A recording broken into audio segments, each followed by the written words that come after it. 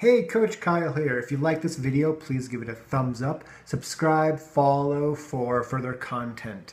Now, today's topic is about cramping and electrolytes, specifically salt. But typically you hear that you take electrolytes to prevent muscle cramping.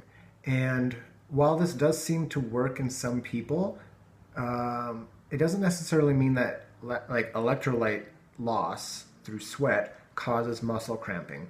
And I just found I've said that before. I've never experienced cramps caused by electrolyte loss. I've very rarely experienced cramps while racing or running. And I just found a really cool study that touched base on this. And the title of the study was Comparison of Characteristics of Those with and Without Cramping during a 161 kilometer ultramarathon. So this was a low intensity event.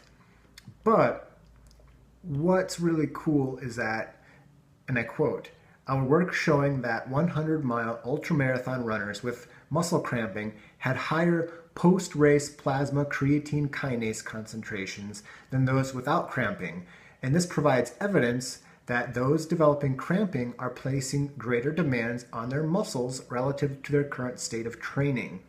So like I've said in the past, the best way to prevent cramps during a race is proper training before the race and proper pacing during the race.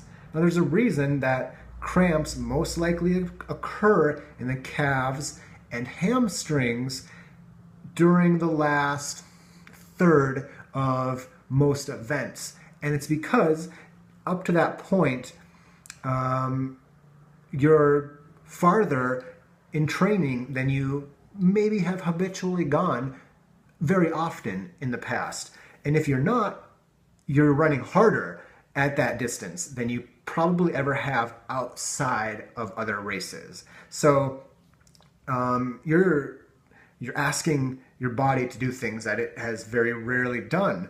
Depending on your training level, your miles per week, your pacing for the first third half of the event, that will dictate if you get cramps or not. Cramps are a protective mechanism of the muscle to prevent further damage. And this study shows just that. People most likely to experience cramps during this ultramarathon had the most muscle damage. So how to prevent cramps?